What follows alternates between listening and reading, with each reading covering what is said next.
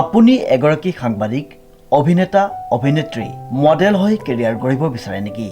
যদি বিচাৰে তেন্তে যোগাযোগ কৰক নিউজ নাও।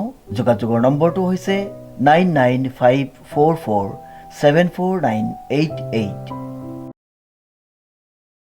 যোৰহাটত NGO আইডিয়েল অভিযানৰ উদ্যোগত 16তম প্ৰতিষ্ঠা দিৱস উদযাপন।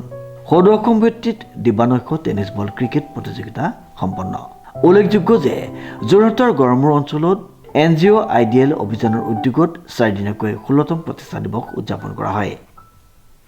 বিশেষকৈ আইডিয়েল অভিযান যি এনজিঅ'টোৱে অসমৰ বিভিন্ন জেগাত ঔদ্যোগিক প্ৰশিক্ষণ প্ৰতিষ্ঠান আৰম্ভ কৰিছে আৰু তেওঁলোকৰ আণ্ডাৰত আজি প্ৰায় 8খন ঔদ্যোগিক প্ৰশিক্ষণ প্ৰতিষ্ঠান ইয়াত আহি উপস্থিত আহিছে আৰু তেখেতসকলে নিজা ঔদ্যোগিক প্ৰতিষ্ঠানত তৈয়াৰী আজি বিভিন্ন সা সৰঞ্জাম ইয়াত তেওঁলোকে দেখুৱাইছে। বিভিন্ন প্ৰশিক্ষণ প্ৰতিষ্ঠানৰ পৰা যেনেকৈ ইয়াত আমাৰ উপযোগী কিছুমান সা সৰঞ্জাম দেখুৱাইছে আৰু আমি আশা ৰাখিছোঁ আজি দুয়োটা দলৰ মাজত খুব সুন্দৰভাৱে এখন খেল উপভোগ কৰিম বুলি আমি ভাবিছোঁ। দুয়োটা দলক আমি শুভেচ্ছা জ্ঞাপন কৰিছোঁ যাতে এখন সুন্দৰ খেল। এই উপলক্ষে বিভিন্ন শৈক্ষিক, সাংস্কৃতিক আৰু ক্ৰীড়া কাৰ্যসূচীৰ আয়োজন কৰা হয়। প্ৰতিষ্ঠা দিৱসৰ লগত সংগতি ৰাখি উদ্ভাৱনী আৰু কাৰিকৰী দক্ষতাৰ আৰ্হি নিৰ্মাণ প্ৰতিযোগিতা আৰু প্ৰদৰ্শনী অনুষ্ঠিত কৰা হয়, য'ত বহু প্ৰতিভাৱান ছাত্ৰ ছাত্ৰীয়ে অংশগ্ৰহণ কৰে। ইয়াৰ উপৰিও বৰ্ণাঢ্য সাংস্কৃতিক অনুষ্ঠানসমূহে সমগ্ৰ পৰিৱেশক আনন্দমুখৰ কৰি তোলে। উৎসৱৰ মুখ্য আকৰ্ষণ হিচাপে 4 দিনকৈ অনুষ্ঠিত হয় উন্নত মানদণ্ডৰ সদৌ অসম ভিত্তিত দিবানৈশ টেনিছ বল ক্ৰিকেট প্ৰতিযোগিতা।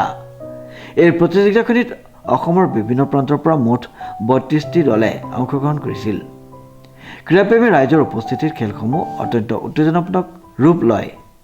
আজি খুব ভাল দিন আমাৰ NGO আইডিয়েল অভিযানৰ উদ্যোগত আৰু বিশেষভাৱে গড়মূৰ ক্ৰীড়া সন্থাৰ সহযোগত আমি যি 4 দিনীয়া অসম ভিত্তিত ক্ৰিকেট প্ৰতিযোগিতা আয়োজন কৰিছিলোঁ।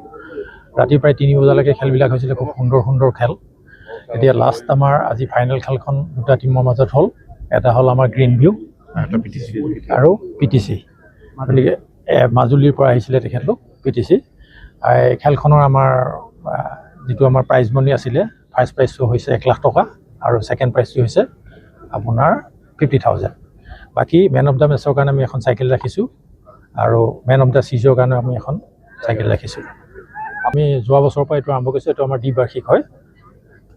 এইবাৰ কিমান অসমৰ প্ৰায় কেইবাখনো জিলাৰ পৰা 32 টীম আমাৰ ইয়াতে পাৰ্টিচিপেট কৰিছে।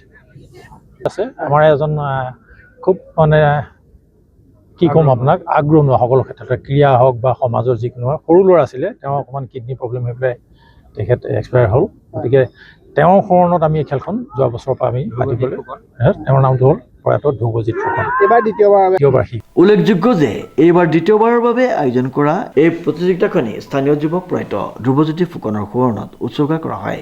লগতে প্ৰাণৰ শিল্পী জুবিন গাৰ্গলৈও শ্ৰদ্ধাঞ্জলি জ্ঞাপন কৰা হয়। প্ৰতিযোগিতাৰ চূড়ান্ত খেলখনত PTS মাজুলী দল আৰু গ্ৰীণ ভিউ দল উপনীত হয়। দৰ্শকসকলক এখন মনোমোহা আৰু ৰোমাঞ্চকৰ খেল উপহাৰ দিয়াৰ পাছতেই এইবাৰ বিজয়ী খিতাপ অৰ্জন কৰিবলৈ সক্ষম হয় PTS মাজুলী দলে। NGO আইডিয়েল অভিযানৰ এই উদ্যোগে সামাজিক সচেতনতা, প্ৰতিভা বিকাশ আৰু ক্ৰীড়াৰ জৰিয়তে যুৱ সমাজক উৎসাহিত কৰাৰ গুৰুত্বপূৰ্ণ ভূমিকা পালন কৰে। অনুপম বৰাৰ ৰিপৰ্ট, নিউজ নাও।